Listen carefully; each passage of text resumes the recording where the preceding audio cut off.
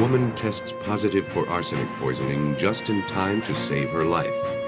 But others before her weren't so fortunate. Now investigators must build a case on cremated remains. Doctors watch helplessly as a man wastes away and dies. Detectives diagnose it as murder. And unless they can stop it, it may be going around.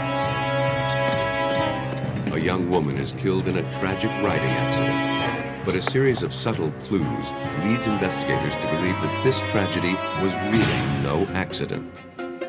Most victims are poisoned by someone they trust, done in by a fatal lapse of judgment, but it only takes investigators a whisper of suspicion to detect a taste of poison.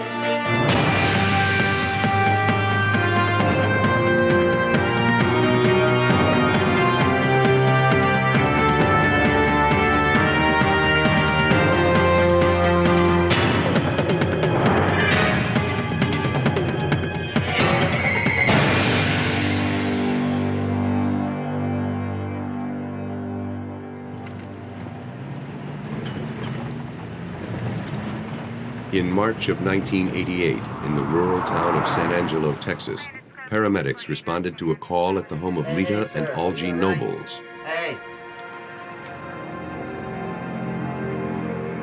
Lita told the paramedics that she and Algie had both been suffering from a stomach flu. Algie had refused to go to the hospital. 3 days after the onset of his symptoms, Lita found Algie unconscious.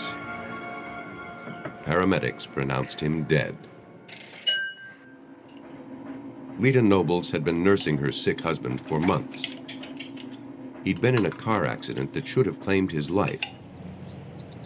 With a shattered jaw, he could only eat baby food. About time. What kind of garbage is this anyway? Algie's convalescence was far from peaceful. He and Lita fought like cats and dogs. All the time. Well, you just don't know what it's like having a little. Despite the tension, he seemed to be making a swift recovery. Lita wasn't faring as well. The stress of tending to her quarrelsome husband aggravated her ulcers. She lived on antacids. 2 months after Algie's death, a close friend, Tim Scoggin, brought Lita to the hospital. She complained of extreme fatigue, vomiting, and stomach pains. She had lost a large amount of blood. Doctors believed an ulcer was to blame, but treatment didn't improve her condition. Weeks passed. Her condition worsened. Times with ulcers in the past. You feel anything there? Then her hands and feet became paralyzed. Looking for a cause, doctors ran a battery of tests, including a screen for heavy metal poisoning. I think what we're going to have to wait for is that blood test to come back and we should know. A urinalysis came back positive. At this point, Lita Nobles had arsenic in her body. The Texas Rangers were contacted. Investigator George Frazier's first job was to eliminate environmental contamination as the source of the toxin. When we first started the investigation, all that we knew was that there was presence of arsenic in the body of Lita Nobles. So in the process of elimination, to find out where she got this poison, we tested her water well. Her house was on a water well. Arsenic is a poisonous metal found naturally in the earth. Because it is an element, it can't break down. But its atoms can combine to form other compounds. A little arsenic has a lot of killing power. In rural Texas, it was once used as a cotton defoliant. Through runoff, it could contaminate a water supply. Samples from the Nobles' home were taken and tested. The well was clean. Investigators questioned Lita's brother and sister-in-law, who stayed at the house after Algie's death. Neither of them suffered any symptoms, even though they had eaten all of their meals there. And yet, during that time, Lita grew progressively sicker, suggesting she'd been repeatedly exposed to the arsenic. As investigators eliminated every possible source of accidental contamination, they came to one grim conclusion. Lita Nobles hadn't been randomly poisoned. She had been targeted for murder. Someone wanted her to die. Are you using? Investigators questioned her about who might want her dead. Well, nothing to speak of except what's out in the garage, insecticides and things like that. She pointed the finger at her deceased husband. Our first suspect in Lita's poisoning was Algie, because she felt like they were an older couple, and they had a lot of times that they just quarreled and bit at each other, seemed like all the time. And she first told us that if she had been poisoned, he did it.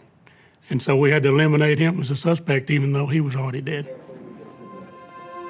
To find out whether Algie had had a hand in his wife's illness, detectives needed to know whether she'd been poisoned before or after his death. The victim's hair, they believed, would answer that question. Arsenic stays in hair and fingernails long after it has left the bloodstream. By analyzing those traces, forensic scientists would be able to determine how and when Lita had been poisoned.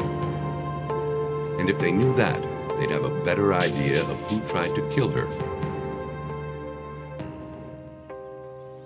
At Texas A&M University, research chemist Dennis James uses a nuclear reactor to determine the precise amount of trace elements in a given sample. The process is called neutron activation analysis. Neutron activation analysis is capable of testing for a lot of different types of materials. Some of those are poisonous and some of those aren't. It is particularly sensitive to transition metals and some of the heavy metals in particular. Lita's hair was cut into 6 segments, each representing about a month of hair growth. By comparing the amount of arsenic in each segment, scientists could build a timeline showing when each dose was consumed and how much arsenic it contained.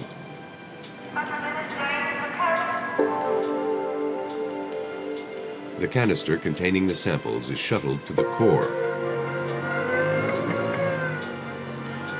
There, it is exposed to nuclear energy for 6 hours, during which time some of the elements in the samples absorb subatomic particles and become unstable.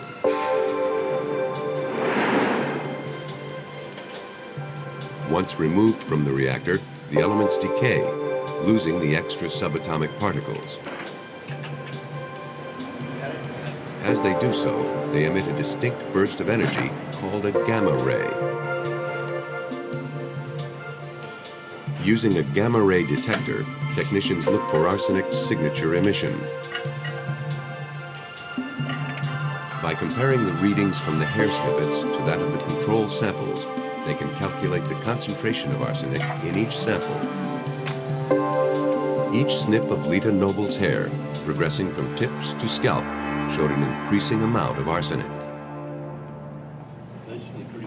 Lita's dosage had gradually increased over at least 6 months.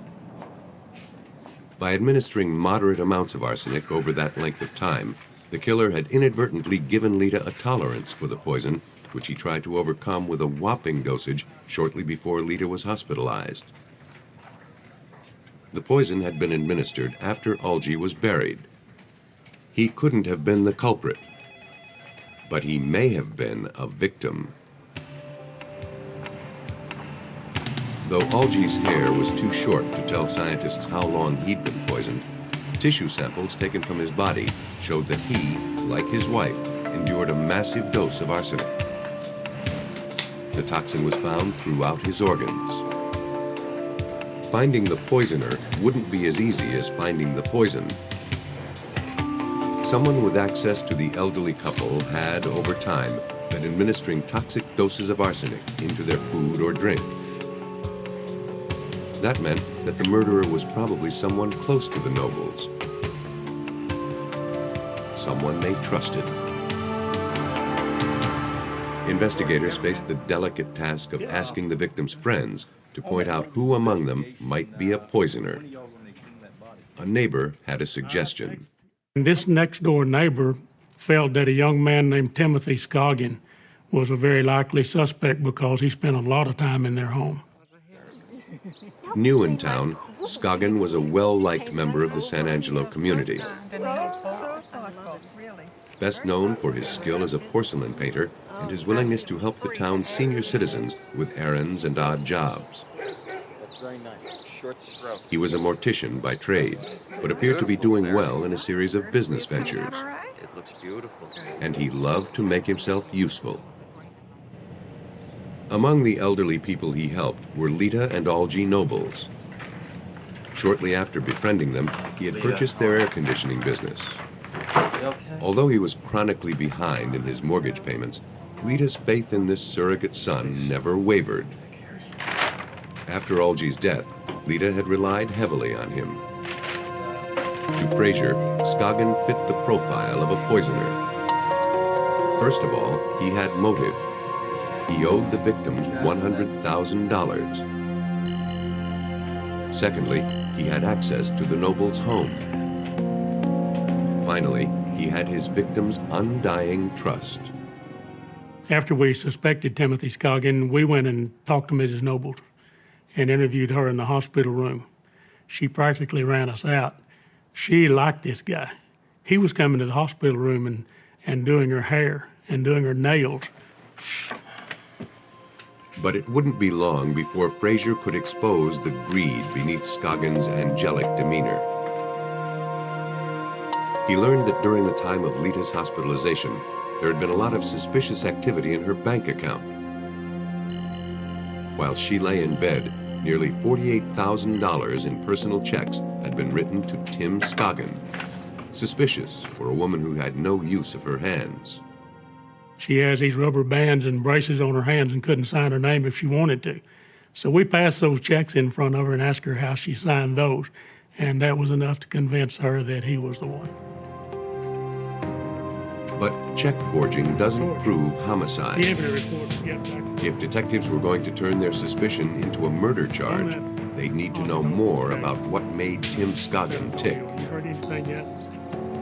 A probe into his past convinced investigators that his penchant for poisoning didn't start with Lita and Algie Nobles. And it's very nice, sure.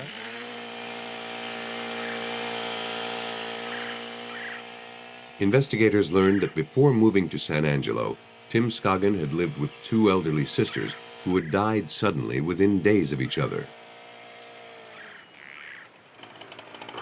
Scoggin boasted he'd probably be inheriting a small fortune from these deceased aunts. Well, thank you very much. But the true story was far different than the version Scoggin had been spreading around town. They were not aunts. They weren't any kin to Timothy Scoggin. However, interestingly enough, he had been kind of a houseboy, an errand boy for them, and had lived with them off and on for a long time. As he had done with the Nobles, Scoggin endeared himself to Catherine and Cordelia Norton. Thought this might pick up your spirits a little bit. Just 5 weeks before Algie Noble succumbed, both sisters were dead. In February, Scoggin had taken Catherine Norton, a diabetic, to the hospital for a checkup after her surgery for cancer of the pancreas. Cordelia, what in When they the returned world? home, Cordelia became violently ill. He quickly shuttled the older sister to the hospital. Oh, my. Scoggin and Catherine returned home and went to sleep. Thanks so much, and you have a good night. Scoggin stayed at the house in case Catherine needed anything. In the morning, Scoggin checked on Catherine and, finding her unresponsive, called her doctor. He pronounced Catherine dead. The next day, Cordelia died in her hospital bed. Both deaths were ruled natural causes. No, I think probably he's already... 6 months after the deaths of the Norton sisters, investigators wanted to know if they, like the Nobles, had been poisoned by arsenic. Problem was, Catherine and Cordelia Norton had been In cremated. the ground again. Investigators learned that Tim Scoggin had used his expertise as a mortician to destroy any evidence of foul play in the deaths of the Norton sisters.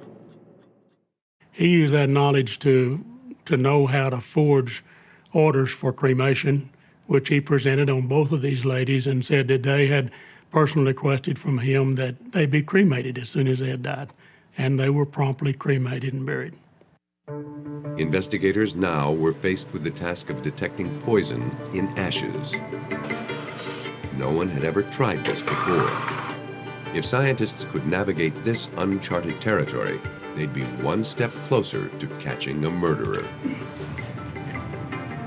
The ashes of Cordelia and Catherine Norton were brought to the Texas Department of Public Safety Crime Laboratory, where toxicologist Rod McCutcheon was asked to analyze them chemically. He was initially doubtful about his chance of success. I really didn't think there would be much of a chance to find any poison in cremation remains. I'd never heard of anyone trying to do this.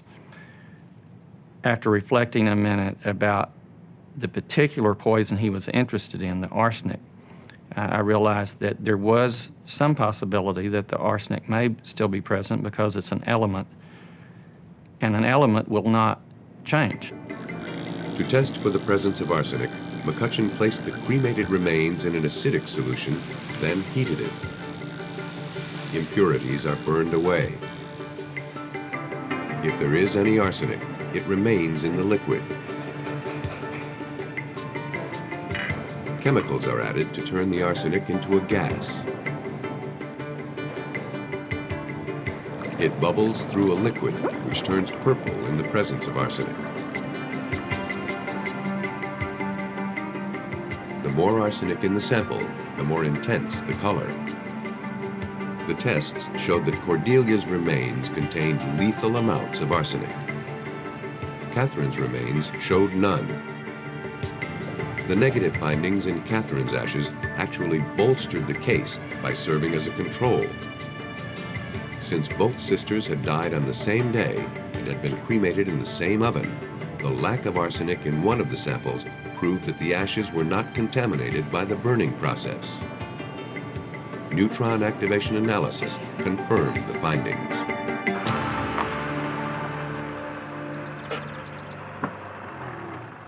Detectives began their pursuit of Scoggin by seeing if he had purchased arsenic. They visited the local grocery store. There's nobody in there, Barney. Can I help you? Oh, yeah, are you the owner? Yes. Great. Here, Tim Scoggin's love of familiarity would strike against him. The clerk told detectives that he remembered Scoggin buying a large amount of rat poison shortly before any of the victims died. The primary ingredient of rat poison is arsenic. Investigators deduced that Scoggin had mixed the poison with products that he knew only his victims would eat: Algie's baby food and Lita's antacid. Since he regularly delivered their groceries, he could have mixed up the rat poison before bringing them over. To test their hunch, investigators searched the Nobles' cabinets and refrigerator. Most of the food had been thrown away, but a few of Lita's antacids were still around. A single bottle of the medicine tested positive for arsenic. Based on the scientific evidence, law enforcement was ready to take Tim Scoggin into custody. The real strong thing that made the case for us was the work done in the laboratories. Of course, there's no other way we'd have ever found arsenic in those ashes nor in the body of Mr. Nobles. And so the people who did the forensic work really are the ones who turned the crank in this case for us. We'd probably still be working on it if it hadn't been for them finding this heavy metal poison. Scoggin was arrested for the murder of Algie Nobles and the attempted murder of Lita. He was found guilty and sentenced to life in prison. And even though there was no direct proof that he killed Catherine Norton, investigators believe he tampered with her insulin dosage. He subsequently pleaded guilty to the murders of both sisters and was given 2 50-year sentences.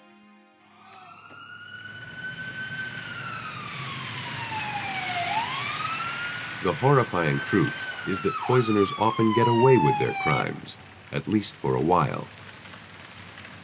But vigilance and persistence are strong antidotes to a poisoner's toxic schemes. On November 1st, 1982, paramedics in St. Peters, Missouri were summoned to the home of Lloyd and Shirley Allen. 40-year-old Lloyd Allen had been sick for months with an undiagnosed illness. That morning, his wife said, he became violently ill, then lost consciousness. The coroner believed that he died from natural causes, but he couldn't be sure. On the death certificate, cause of death remained blank. A few days later, Detective Robert Birding of the St. Charles County Sheriff's Department learned of a series of anonymous calls phoned into the local news station. Lloyd Allen hadn't died a natural death, the tipsters said. He'd been poisoned. A canvass of Lloyd Allen's neighbors was initiated, and it was subsequently learned that the anonymous phone calls came from one or more of Lloyd's neighbors. Detective Birding did a routine follow-up to see if the phone calls had any merit. Meantime, authorities prevented the body from being buried, pending investigation.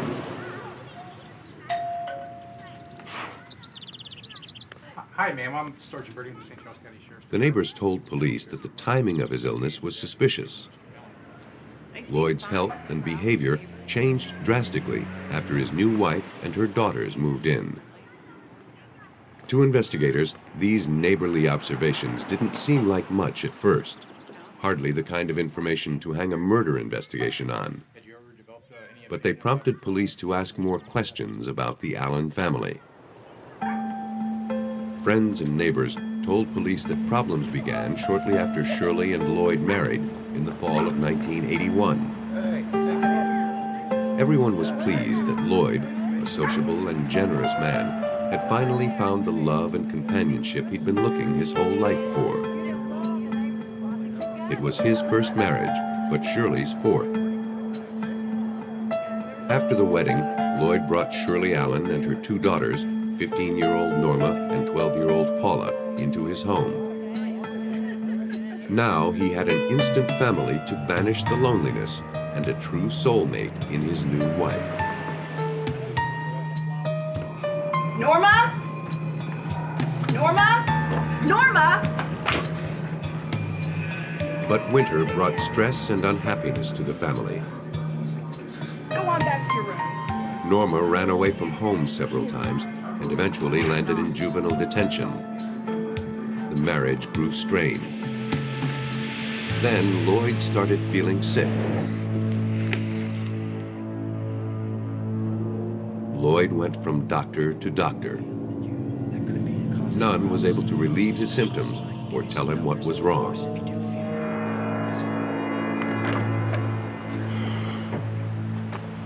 He tried to work around the house and yard, but was too weak to complete any of his projects.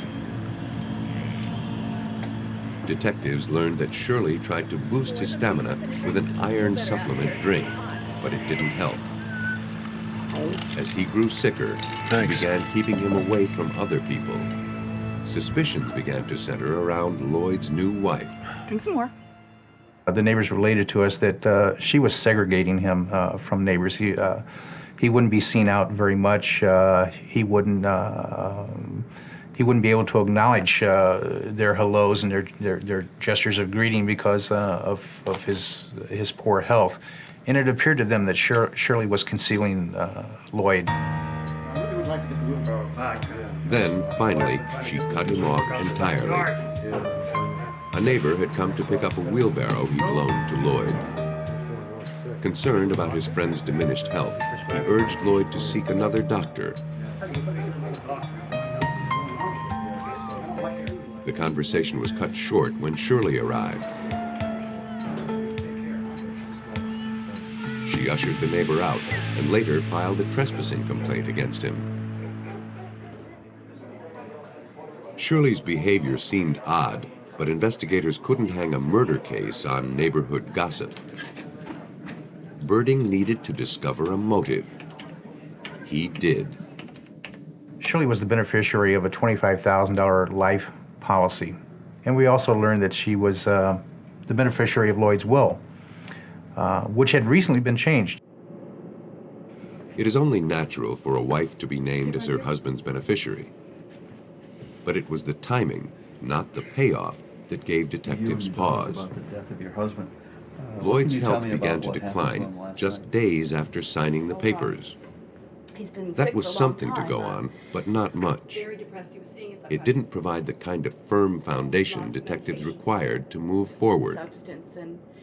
Birding hoped that an interview with the suspect would reveal something more, but he was met only with stock answers. Of course, she gave us some exculpatory statements that Lloyd Allen's death was of natural causes. He's being treated by a variety of physicians for a variety of illnesses that she described to us as depression. There was a litany of medications in the home that she said that he was taking for his treatment. The fact remained that the victim had continued wasting away with no apparent cause and no evidence of disease. Mrs. Allen was still a suspect. She had motive and opportunity. But investigators had no clues, no witnesses, and no idea what killed Lloyd Allen.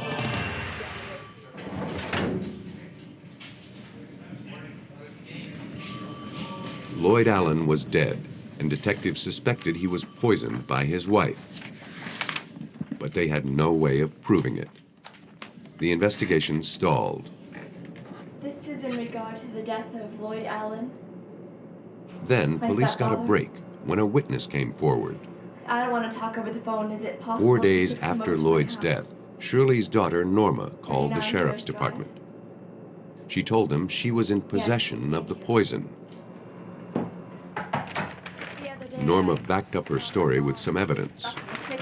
Inside a brown paper bag, detectives found a wine bottle filled with green liquid. On the label, a handwritten warning read, "Don't drink." A warning that Norma told police her mother asked her to write. Norma said she wasn't sure what was in the bottle, but she suspected it was antifreeze. She told investigators that over the last 2 months, she'd seen her mother giving the liquid to Lloyd. Norma also told police that she'd witnessed her mother mixing gas treatment with sugar and orange food coloring to simulate the iron supplement.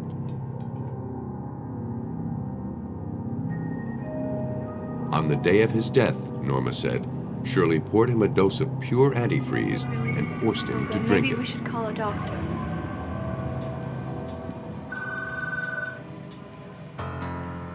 Guided by Norma's testimony, toxicologists tested the contents of the bottle for antifreeze. A sample of the liquid was injected into the gas chromatograph. The apparatus separates a compound into smaller chemicals so it can be analyzed.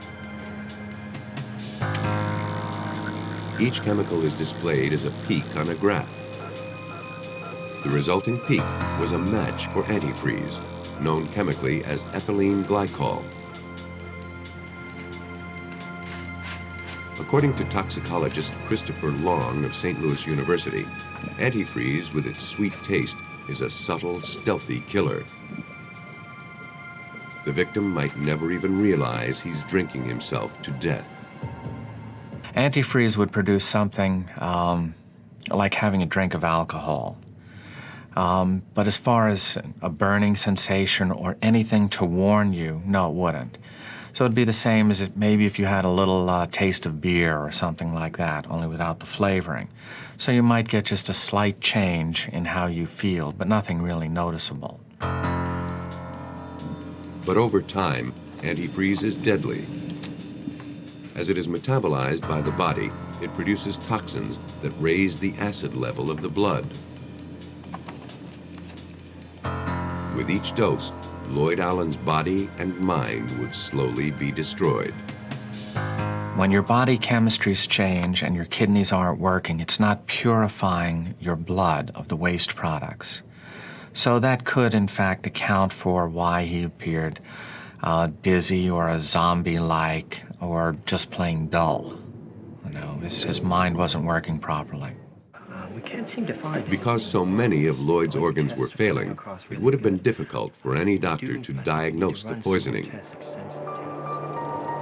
In the final stages, even if Lloyd knew that the woman he loved betrayed him with poison, he would have been too weak to protect himself and too confused to plead for help.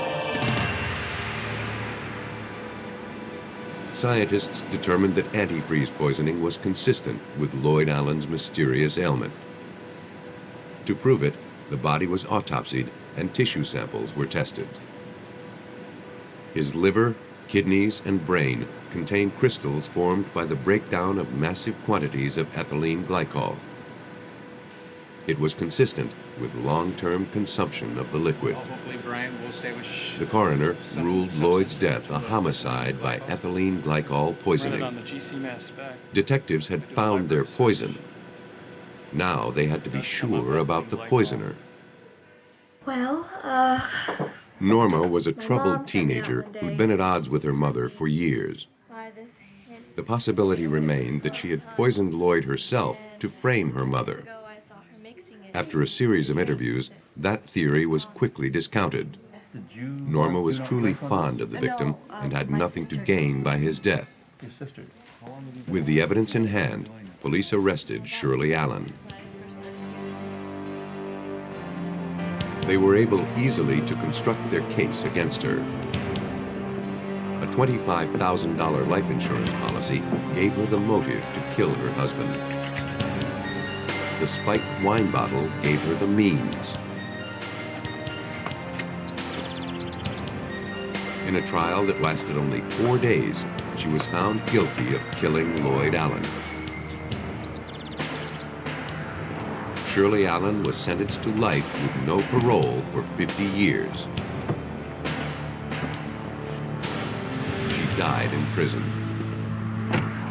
Without the forensics evidence and learning that actually Lloyd Allen's body contained ethyl glycol, we would not have had a homicide investigation. We would not have learned of his death as being a homicide, and Shirley Allen most likely would have gotten away with his death. Because of the concern of Lloyd Allen's neighbors, a cunning murderer was brought to justice. It wasn't the only time a crime was exposed when nosy neighbors smelled trouble.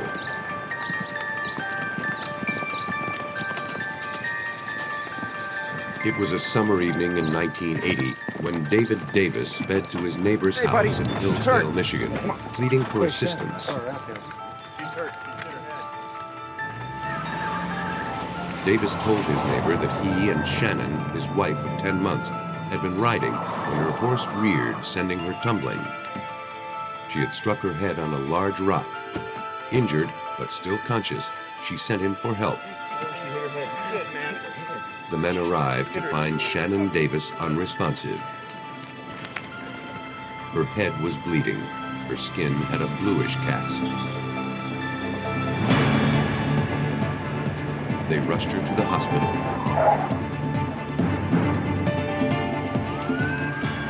When she arrived, she had no pulse and her pupils were fixed and dilated.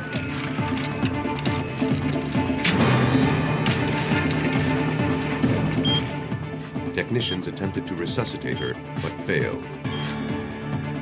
Doctors determined that she had died of a head injury from the fall. Case closed. But not for long.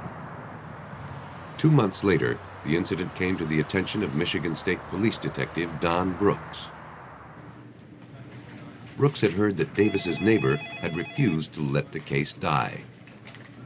The death was ruled to be an accident, but the circumstances are such that he felt this was probably a murder case. Suspicion took root in the neighbor's mind the day after the death, when he revisited the scene. He noticed that the branches of a nearby tree were marred by 2 circular bruises, suggesting that horses had been tied there.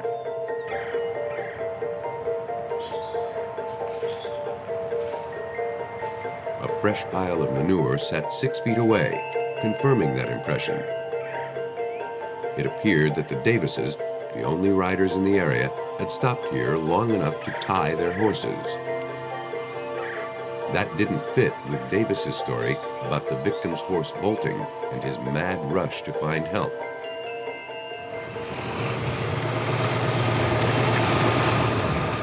The neighbor, Dick Britton, was also a family friend.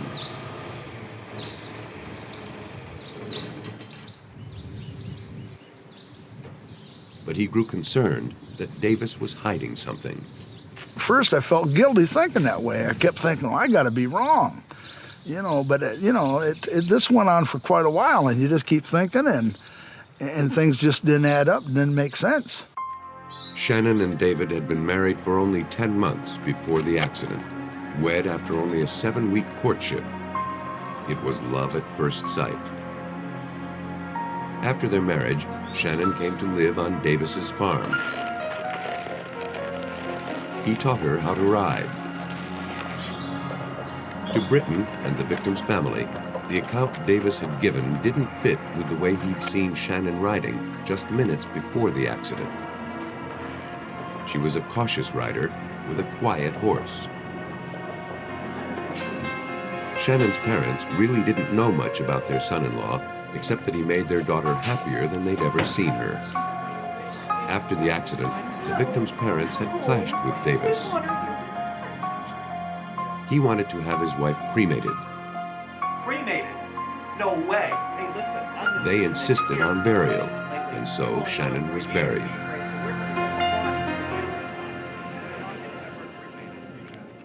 Double indemnity. At the hospital, Davis told Shannon's family that he had no life insurance for her. The other will benefit by receiving the other. Honey, don't you think that's a little too much?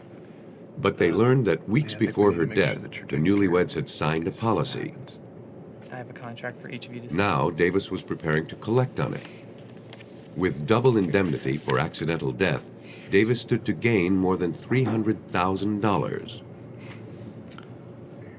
The family believed that provided 300,000 reasons for Davis to plan a murder.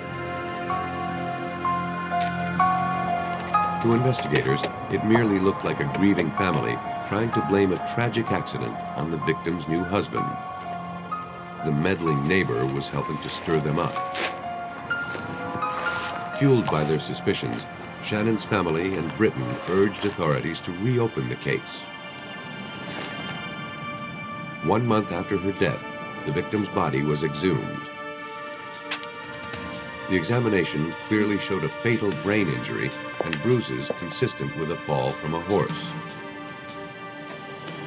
A routine drug screen was also conducted, but the physical damage was so compelling that the case was closed a second time, even before the drug screen was completed.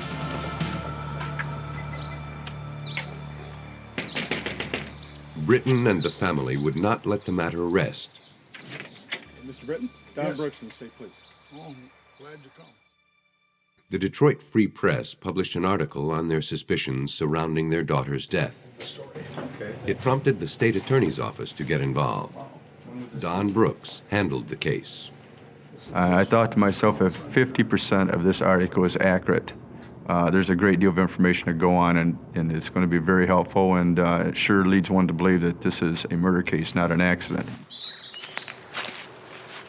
For Brooks, the capstone of Britton's argument involved the rock which ended the victim's life.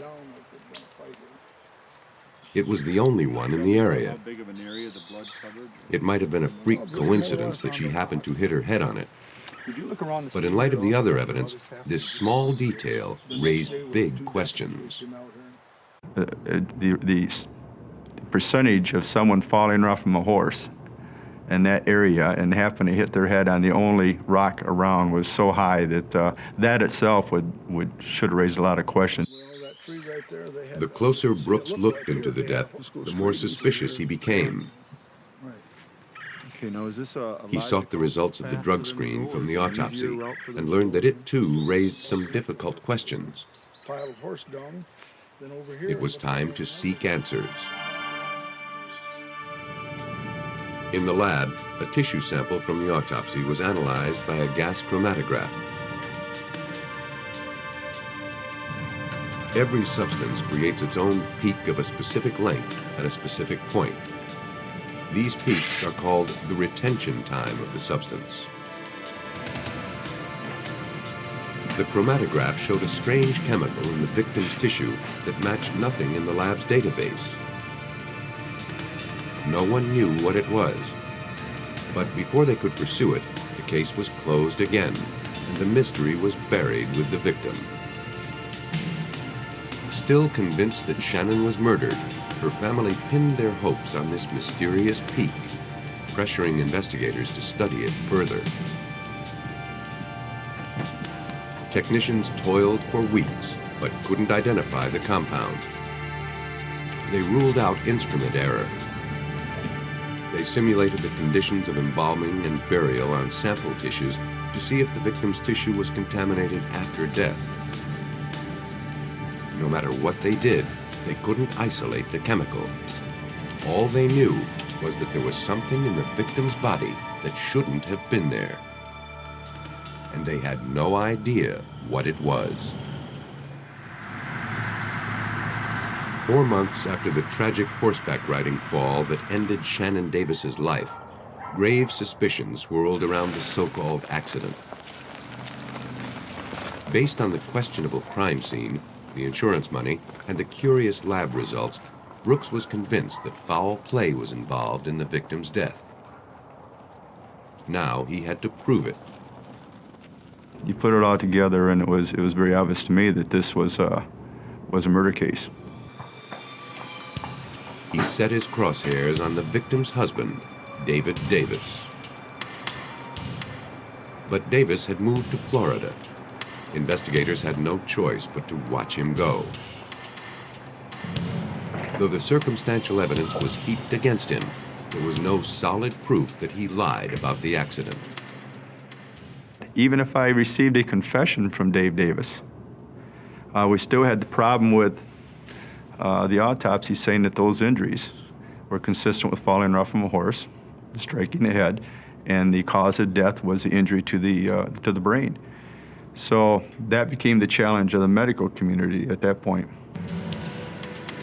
The case teetered on the mysterious chemical peak. Uncovering its relationship, if any, to the victim's death was the last chance detectives had to foil what might otherwise prove to be the perfect crime. Unable to determine what the compound was, Brooks reviewed the other facts of the crime. What he couldn't figure out was how the victim could have been unlucky enough to have struck that solitary rock. Brooks mulled various scenarios over with his colleagues, but none seemed to work. Then, a moment of inspiration struck, revealing a scheme that would tie up all the loose ends and explain the mystery chemical. If this young lady was paralyzed in some way, her muscular system, her nervous system was paralyzed in such a way where she couldn't resist and he could create the injury he wanted. Investigators believed that the victim was immobilized before her head was intentionally struck against the rock. They began searching for a chemical that would fit a killer's criteria. A drug that could immobilize quickly, then leave little trace. It would also have to be easy to obtain without rousing suspicion. What could it be, and where would they find it? Since Davis lived on a farm, it was likely that he had access to compounds designed for animals. Detectives interviewed one of the vets employed by Davis. He described a litany of sedatives and tranquilizers. Among them was a drug that seemed a likely candidate. Succinylcholine is a powerful muscle relaxant.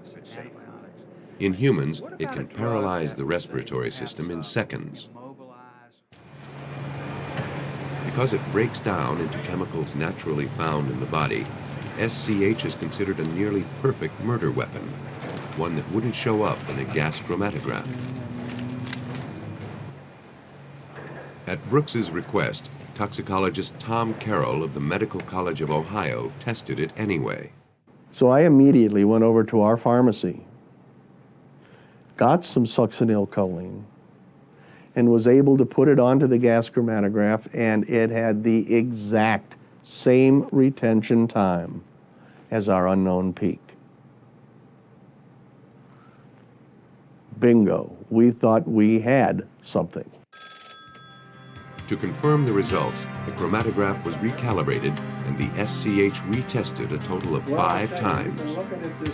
Each time, the results were identical. But for absolute confirmation, the tissue samples had to be tested on the more sensitive mass spectrometer to see if the chemical could be isolated that way.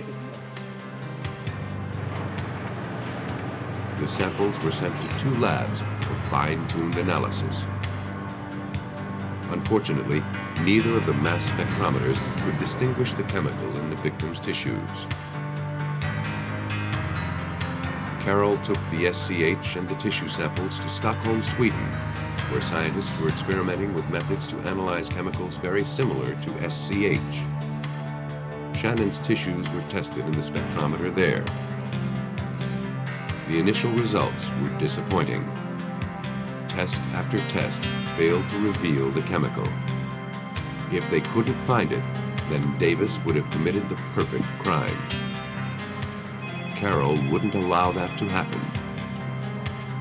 Investigators pressed on. The precision that made the spectrometer so sensitive also made it temperamental. After scores of attempts, a tiny adjustment to the temperature of the equipment brought hard-won success. Boom. We had found it. And I mean, you talk about a celebration. This was some hooping and hollering that you never believed. From there on out, it was simply a matter of doing more extractions, getting all the data necessary. We were now able to identify it in the tissues. Now, investigators had to determine how the chemical was introduced into the victim's body.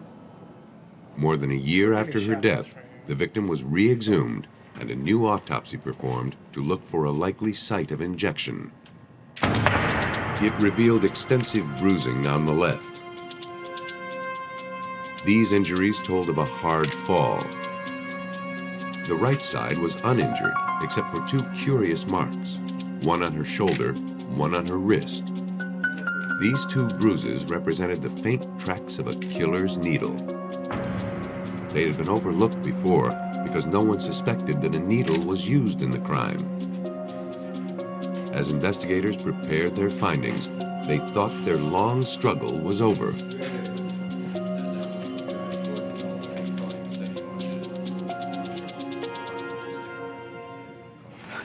Scientists in Sweden thought they'd found the weapon that killed Shannon Davis in Michigan. Through sheer diligence, they perfected a way to isolate traces of deadly SCH from human tissue. The jubilant team told investigators that they could now arrest the suspect, David Davis. We told Don Brooks, and we told him back there, we got it. Get him. Can't do that.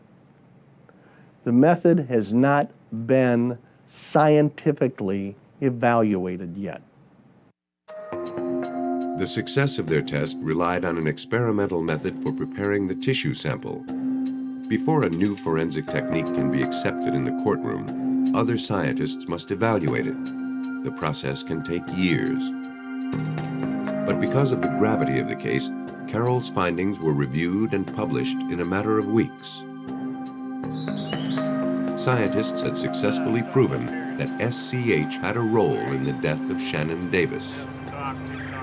Brooks's theory had proved correct. According to the prosecution scenario, Davis set out to kill his wife on their way home from the Britons.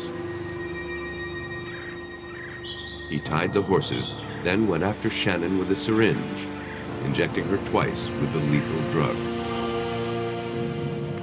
For that second injection site to be delivered, she would probably have had to have been paralyzed at that point because it was precisely right on the vein.